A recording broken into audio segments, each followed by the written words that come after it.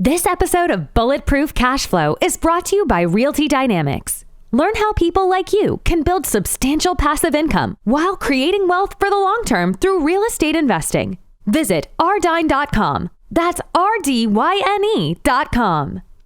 So, you want to essentially create a system where money just keeps flowing through your personal business and investing economy. And it's essentially, a system with an increasing line of credit lines secured against assets, which can be used to go and get more assets, which pays you more, and then finances. Working because you want to, not because you have to, is financial freedom.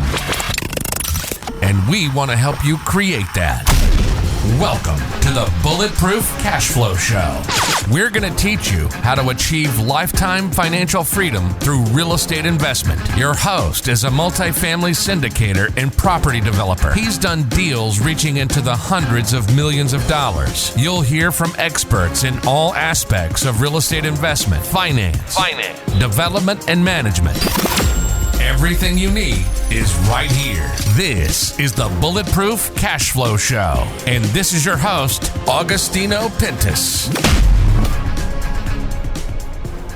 Hey everyone, it's Augustino. The traditional educational system for many of us taught us the wrong things about financial literacy.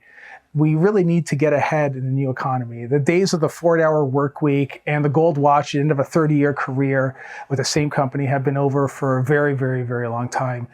Instead, we need to retool our skill set, generate our own income, and manage, grow, and protect our wealth. Now, today's guest believes that the best way to achieve this is by taking control of one's financial life through structuring an efficient cash flow management system and building assets that provide multiple streams of income, one of which is with real estate.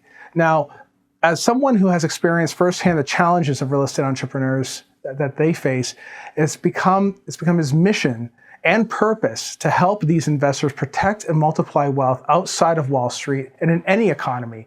To that end, he gets his message out as the host of a top-rated business and investing podcast on iTunes, Cashflow Ninja. Now, with all that, I'd like to welcome my good friend, MC Laubscher Show. MC, buddy, thanks for coming on, man. Good seeing you again. Great to see you. Thank you so much for having me on again. I've been looking forward to our conversation. Absolutely. Yeah, we got a lot of catching up to do in the green room, and it was quite heated up, especially when we get to talking about politics, but we're not going to talk about that today. But guys, listen, if you love what MC has to say, and I'm sure you will, you can reach him via the contact page at cashflowninja.com. He's got a great podcast there. Don't forget to check that out. Okay, MC, go ahead and tell the listeners about your journey. How'd you get started in all this? Yeah, so I'm originally from South Africa.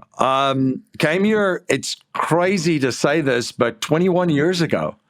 So, what's kind of cool? I've almost lived the same amount of time in the United States than the amount of time that I lived in South Africa. So it was 21, lived there for 22 years. It'll be 22 years here pretty soon. So grew up during a very interesting time in South Africa's history. For folks that are familiar with South Africa's history, I was in high school when Nelson Mandela was released from prison. So it shaped who I am in the sense that I started to question everything. Because nothing I realize is as presented, and it's still nothing is as presented in any part of our life. So I always applied critical thinking, always try to get to the bottom of it to try to really understand what is going on in any area of my life. Came to the U.S. I played actually in a sports league up until 2007. But when I came to the United States as an immigrant, I just couldn't believe the upward mobility this country provided. Like, it was just incredible. And I did some traveling off to university before I came to the States. So when I came here, I'm like, wow. So you can literally do anything you want here and build the life of your dreams without anybody holding you back. And I was just kind of blown away because at that stage I was like, oh yeah, I'm going to make this happen. And I looked around me at that stage and looked at people in the U.S. and Americans, and I'm like, I don't think you understand. Like, you literally won the lottery ticket by being born in this country. So it just amazed me at that stage too that there was a lot of folks complaining and the victimhood mentality, which is global, not just to the U.S. But I'm like, you're here. You can do whatever you want and live the dream of your life. And I literally came here with a backpack, $500, a suitcase, sense of humor, sense of adventure, played in the sports league. And when I was traveling around, people get into bad habits. Guys just play video games. I was that guy that read books on, investing and economics and history. I was an economic and history major. So I came across Robert Kiyosaki's book, Rich Dad, Poor Dad, which is the best-selling personal finance book of all time. It took me down a different path and a different journey, as it shares a different path in that book, a new way of thinking about money, about wealth. And I took action right away from that book. A couple of months after I finished the book, I bought my first investment property, which single family, starting small as a young guy. I had some tenants put in there that paid rent. I paid all the expenses, and what would you know? There was money left over at the end of the month, and it was like cash flow. And I'm like, this is incredible. How many times can I do this? And how many units can I purchase, right? So it was a big light bulb moment for me. Same kind of light bulb moment I had when I started to just look into how wealthy families operate and not only protect their wealth, but grow their wealth and what they do. And I was fortunate enough to have a friend who came from a family in Chicago, actually, that they built their fortune in their business, but then they where did they put their money? In real estate. So they were the real estate players on the north side of the city of Chicago, and I started to see strategies inside of what this family was doing, and it just blew me away, because essentially they were their own bank. They had their own family bank, their only source of financing. And I realized that, wow, I mean, banks have figured this out. These families essentially adopted the same principles that banks use within their own family economy and their own businesses and their own investments. So I implemented that. And then, staying on that, I started working for that same friend of mine right at the bottom. I mean, I literally started doing picking up trash in one of their huge multifamily buildings, and eventually started doing maintenance, got into painting apartments and turning it and running construction crews and doing property management and doing leasing, managed about 1,000 units for them at one stage, became part of their acquisitions team. And I still remember the day where I was really trying to go after this one investor because I knew he had a portfolio of properties that he wanted to sell. Chased him for about 6 months, nothing. One morning, 7:30, got into the office early, and that same investor walked out of my friend and his partner's office. And I sat back and I'm like, there's a learning moment here. This is a teaching moment. Do not miss this lesson. What just happened? And I realized that these were Cashflow Ninjas. They were the dominant players on the north side of the city of Chicago. If anyone thought of selling or buying real estate, they would contact those guys first, because they would either buy it or they would buy it and flip it to another investor they knew exactly who they're going to flip it to. And I realized that, man, you can't compete with these Cashflow Ninjas. How can I participate and invest with them instead of competing with them? And I brought that philosophy kind of into everything that I do, those big 3 light bulb moments. Folks might have heard of the Cashflow Ninja podcast, which is a show that I started in 2016, which is now an educational platform. And then I also have a company called Producers Wealth, where we essentially structure these cash flow management systems as used in family offices, through life insurance products. And we do that in all 50 states. And then also Producers Capital Partners. We have some fun with real estate projects and resorts and alternative asset classes. But it's been a fun ride, and I continue to have fun on this ride. Nice. Let's talk about the business where you are creating these. I think it was called Producer's Wealth, right? Yep, Producer's Wealth. Hey, Agostino here, and I would love to connect directly with you. Text the word books to 844-428-1344 to receive weekly book recommendations from me. Producer's Wealth. Let's talk a little bit about Producer's Wealth. So I know we talked about it before. We talked about it a little bit in the green room. Maybe you can explain a little more of how you help people right now leverage that product, that service, to really keep that money within the family. How do you do that? There's essentially a framework, which I've seen with all wealthy families and all wealthy individuals. And the framework is as follows. Everyone makes their money somehow, right? They do something of value and produce and create value to the marketplace. And it could either be in the capacity of an entrepreneur, a business owner, an investor, or there's a lot of folks that are doing it through 1099s and W-2s, highly skilled professionals. So you make your money somehow. Then the second part of that framework is, where do you put it? After you made it, you got to put it somewhere. It has to reside somewhere. So I call that, the first part, I call that capital creation. And the second place is capital capture or capital positioning. And then after you've positioned the capital somewhere, now you can leverage that to invest in real estate or businesses or acquire other assets, or put it into industries where there's significant growth through purchasing businesses there. And once you've done that, the final part of it is you have to protect all of this. Because there's predators out there. There's a lot of predators. And the biggest one is the IRS. So you have to have a proper tax strategy. Then also asset protection. Because we live in the US, right? You don't have to do anything wrong to get sued in this country at all. And then, of course, proper estate planning. Proper estate planning is leaving a legacy. So within that framework where we focus, where you can really accelerate what you're doing is capital positioning.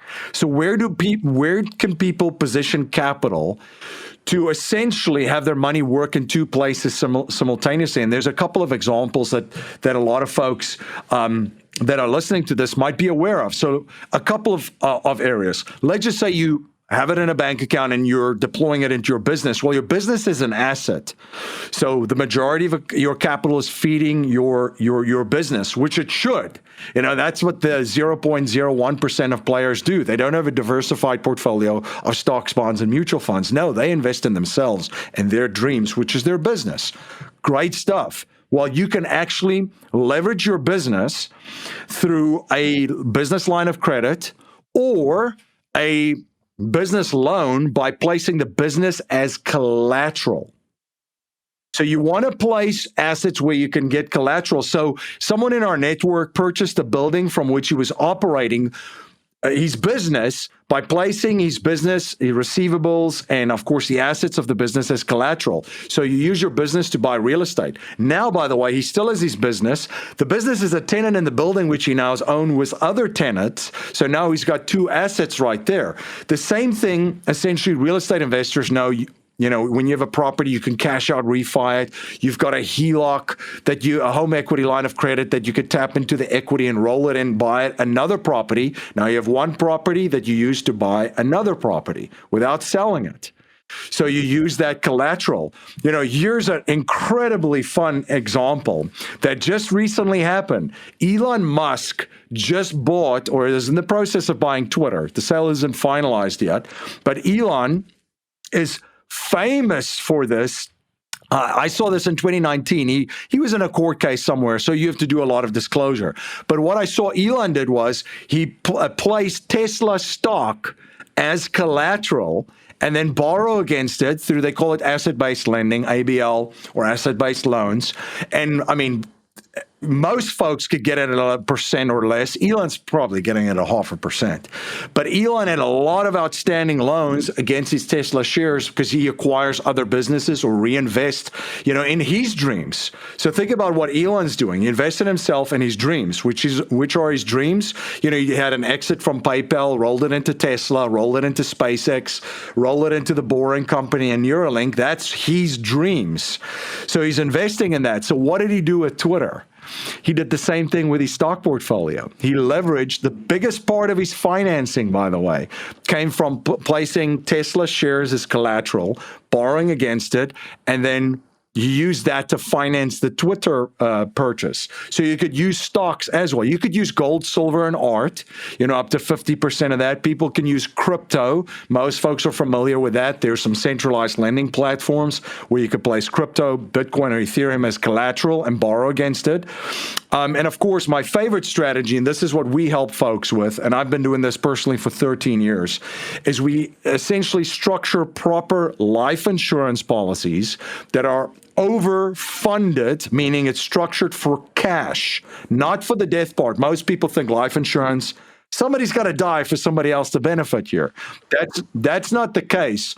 You could set these life insurance products up, and this is what they do in family offices and extremely wealthy individuals, that you have these life insurance policies set up which you fund, which the principal is guaranteed, the growth is guaranteed, there's dividends, it's all tax-free, by the way. You can access the cash through a loan by placing the cash value as collateral, up to 95%, by the way, of the value. Compare that to stocks, crypto, gold and silver, and all the other examples I just shared.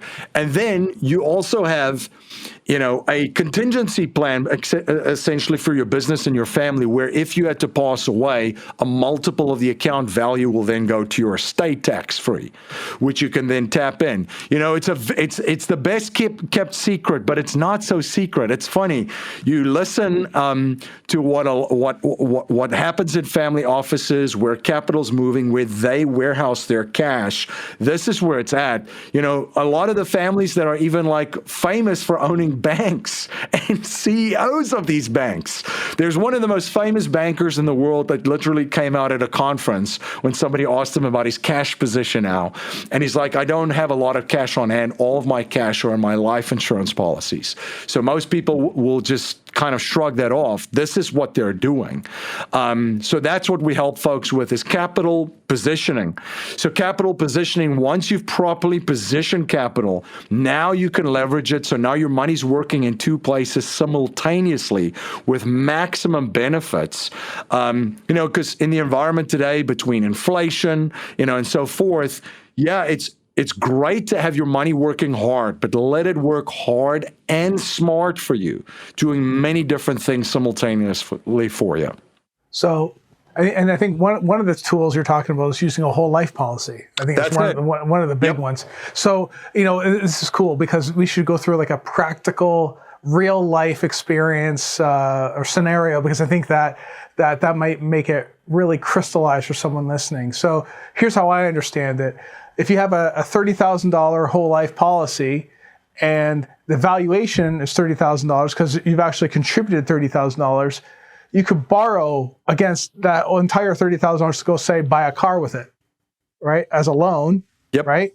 And you're writing a loan and you're paying yourself interest against that policy, which is actually the bank, basically, right? Is that a high level explanation? You could probably explain it better than I can.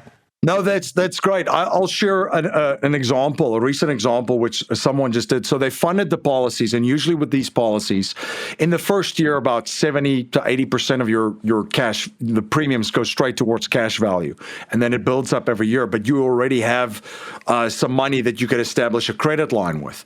So let's just use round numbers. So let's just say somebody has $100,000 that they can borrow in the cash value of their overfunded, dividend-paying whole life insurance policy with a mutual insurance company.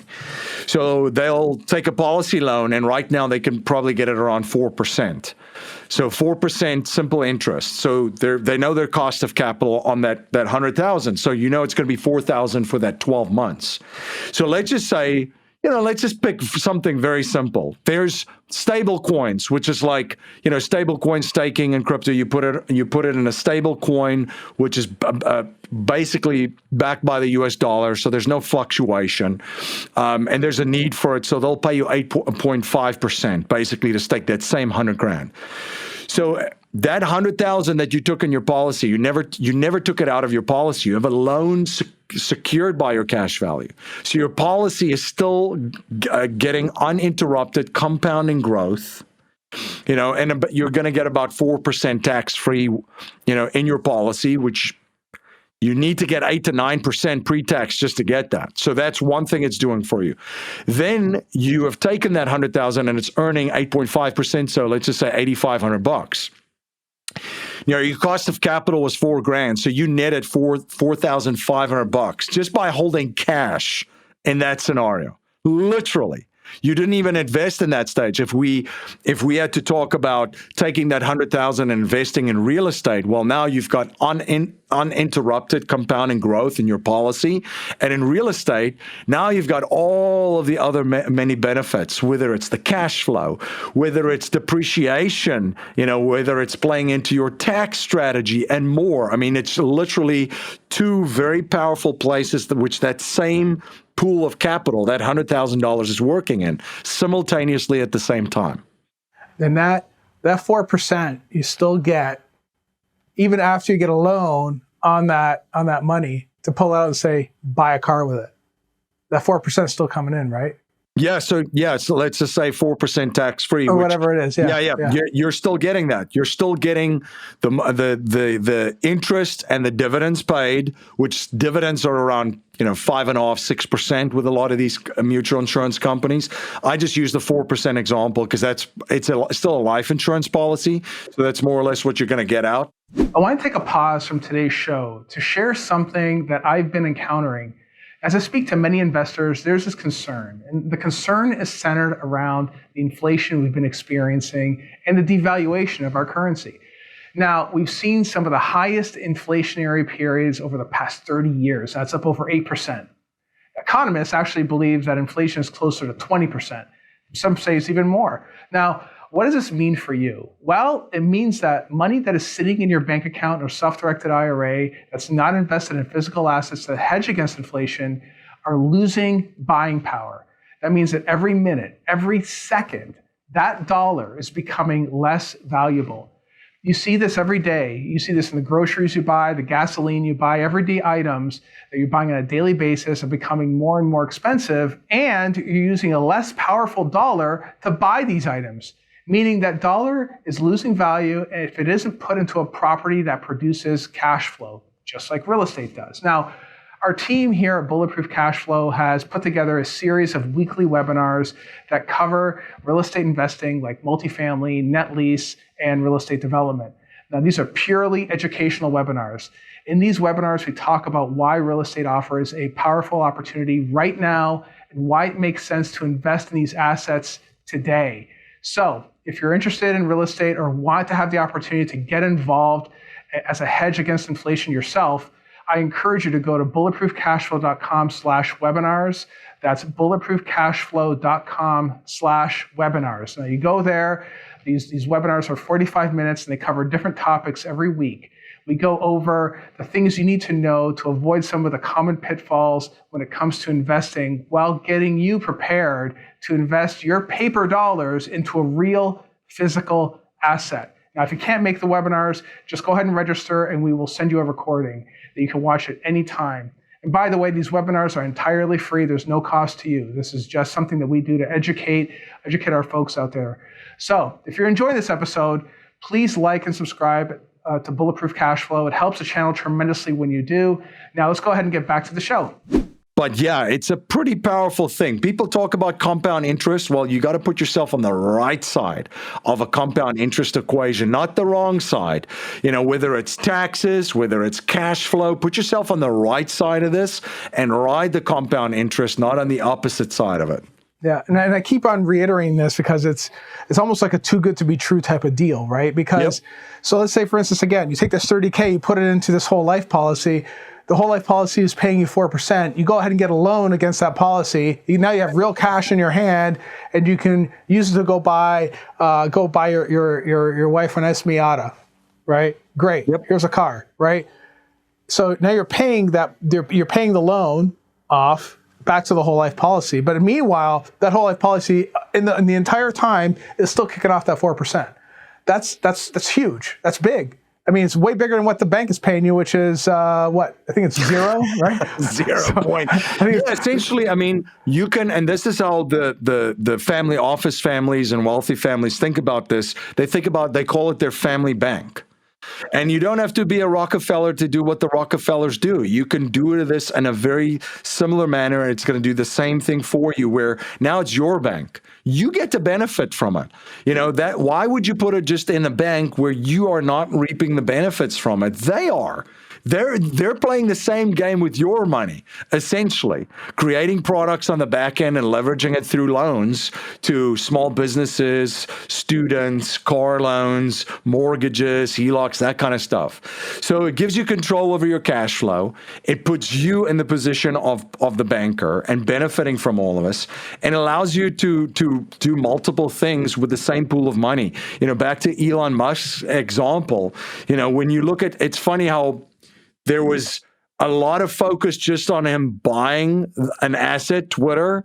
I was looking at, all right, that's kind of how you and I think. What does the deal look like? I want to see how he pulled this off, because I know Elon's not just going to sell some Tesla shares that was misreported in the fake news and initially, because these folks don't know how these people think. Why would he do that? He doesn't want a taxable event. That's the other thing.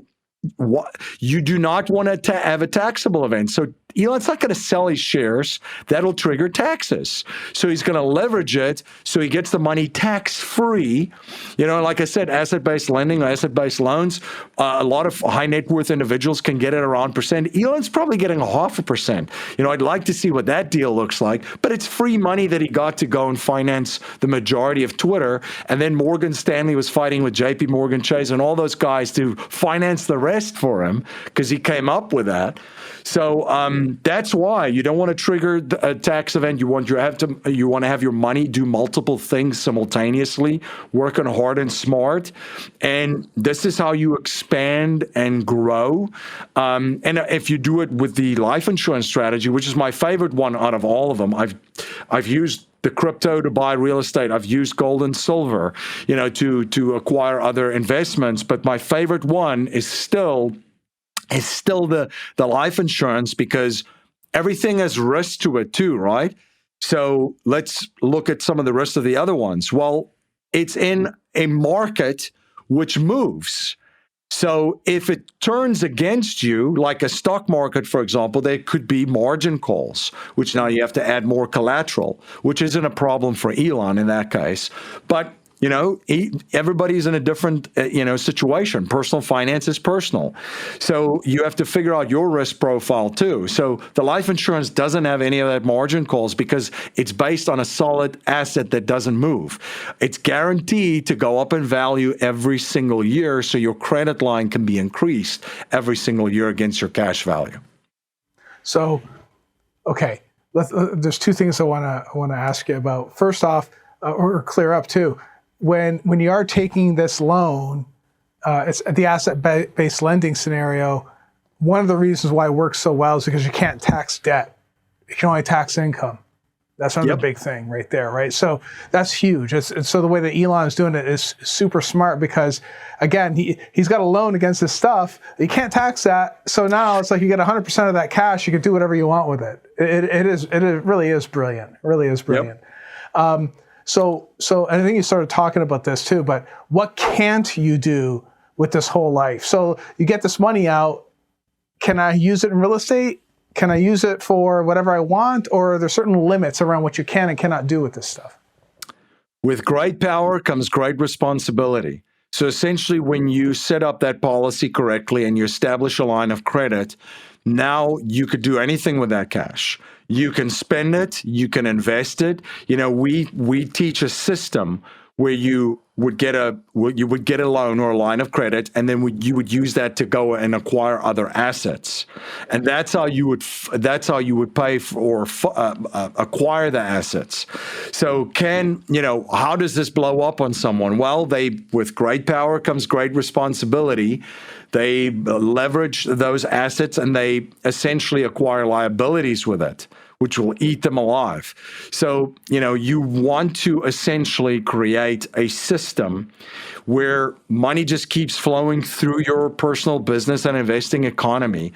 And it's essentially, a system with an increasing line of credit lines secured against assets, which can be used to go and get more assets, which pays you more, and then finances those lines of credit. And when you do that, you'll have an infinite flow just from a cash flow standpoint in your personal business and investing economy. And every year, your assets are going to increase, and your wealth is going to increase by just doing that.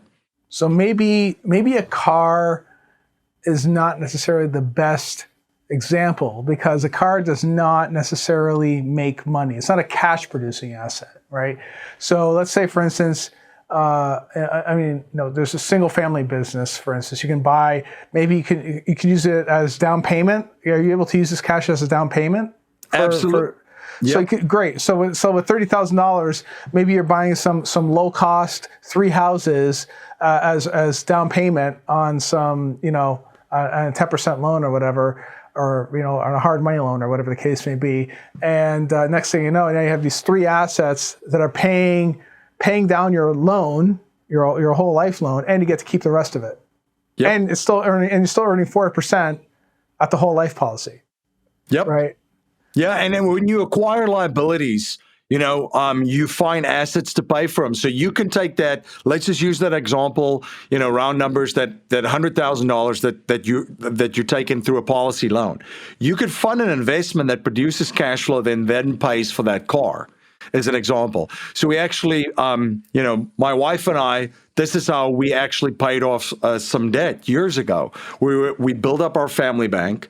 We took a line of credit against it. We bought an asset, which that asset essentially paid off all the debt and then was paying back the line of credit. So now you're positioning and structuring cash flow management systems where you as the banker get to benefit from it, because when that debt was paid off, guess what? That asset was still paying us every single month, paying us. So there's many different ways to do it. I think the big takeaway for folks should be, position your capital where it benefits you and what you want to do, and helps you to acquire other assets by leveraging the capital which you position. Now I'm saying, how come people don't know about this? I've interviewed folks I've interviewed the concept of infinite banking previously, but you don't hear about it very often. Why do you think this is not really shared? Yeah, I don't think any financial education is shared in schools and in universities, because the game is unfortunately rigged against the majority of folks. And if you teach financial education in schools and universities, they're going to figure out that the game is rigged and how to play by those games. So, no, I think the majority of the information which we receive in media from money, personal finance, and investing only benefits Wall Street. It's essentially built around Wall Street, because media companies are owned by Vanguard, essentially, through mutual funds. It was a perfect system that they set up to control all the vectors of information, because you have these mutual fund companies that can just buy up the majority of these publicly traded companies, which are all media companies. And all of a sudden, what happens now? You own them and you advertise on them. It's like a double whammy. So that's why folks have not heard of these strategies. That's why folks are going to talk more about, the implications of Elon buying Twitter than actually how Elon financed the deal. I would think that if somebody just shared what he was doing, it would be an incredible lesson for folks just in finance, because he's got a smart team around him, a really smart team when it comes to financing and business and investing and so forth. But yeah, it's not, this stuff is not taught in school or universities. All the things that are important to us, to living our life to the biggest potential, is not taught in school. Think about it. Money, which impacts, every single person on this planet. We live on an economic planet. I didn't make the rules. I didn't design it, but this is what it is. And the medium of exchange is money. So we're not empowered through knowledge that we gain with regards to money. Health is the same thing. Oh my goodness. Just look at the circus that we've had for the past, 2 years. When you said this prior, I guess, to 2020, most folks would have just kind of shrugged and like, whatever.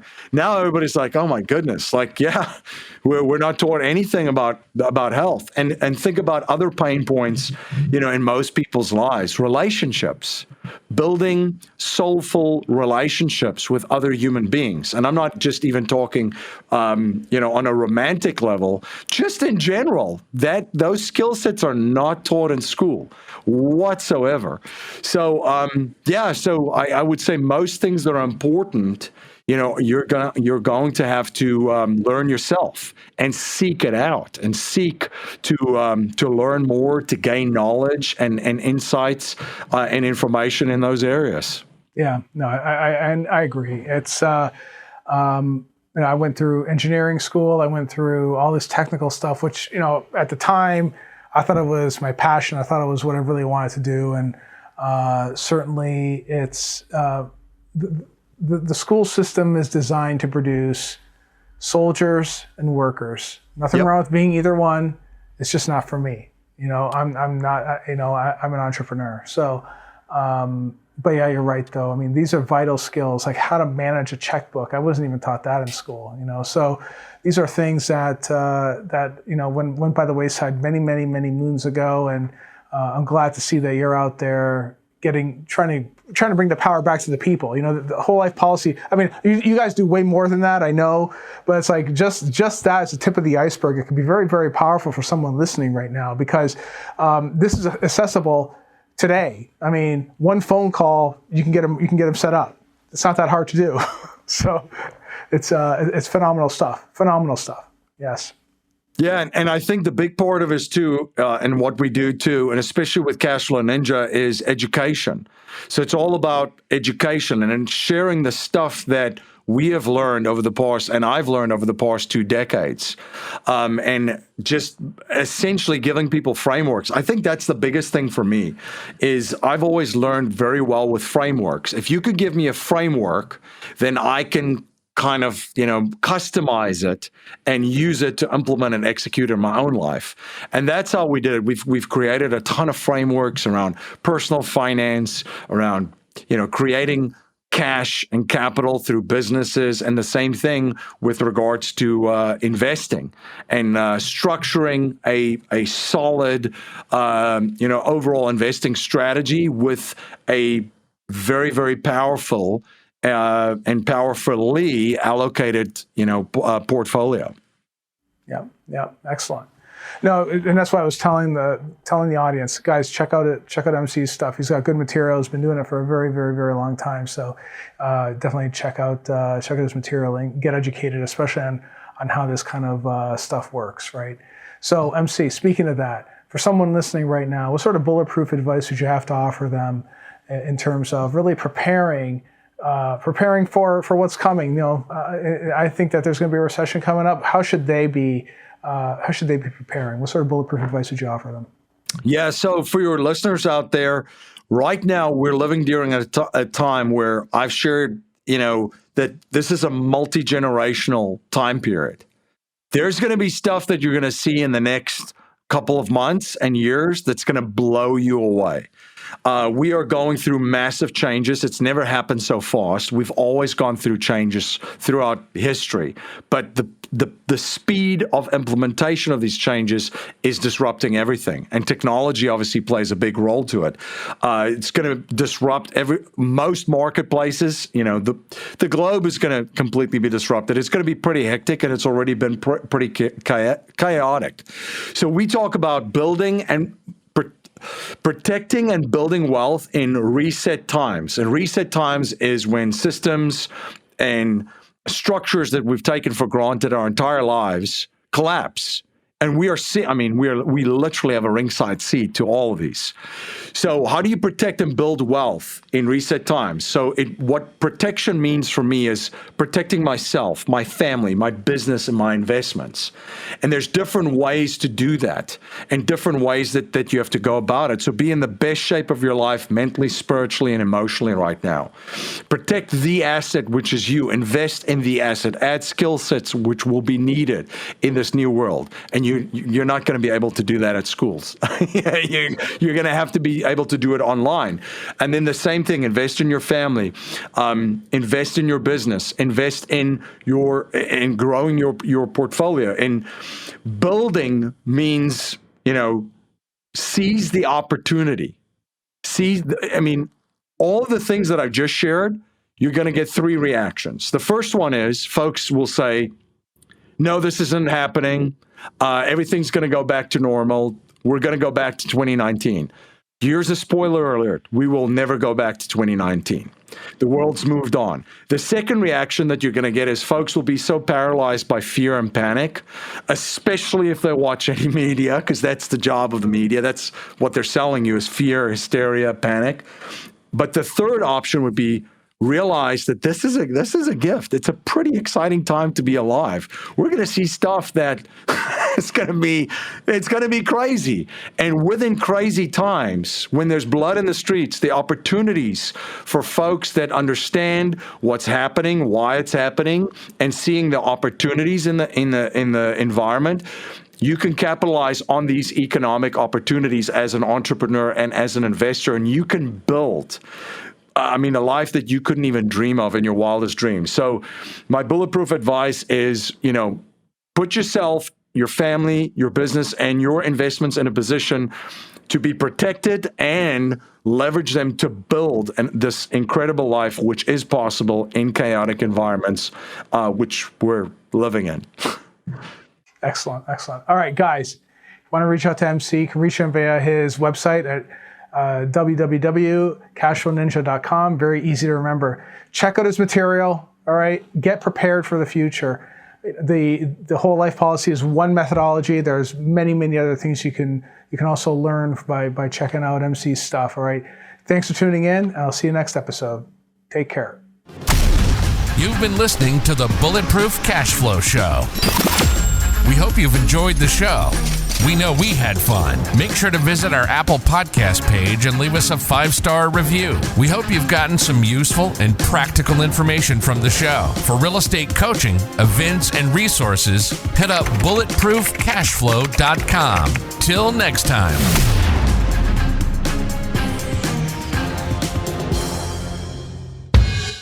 No information in this episode should be considered specific, personal, or professional advice. Any investment opportunities mentioned on this show are limited to accredited or sophisticated investors. Any investments will only be made with proper disclosure and subscription documentation and subject to all applicable laws. Please consult an appropriate tax, legal, real estate, financial, or business professional for individualized advice.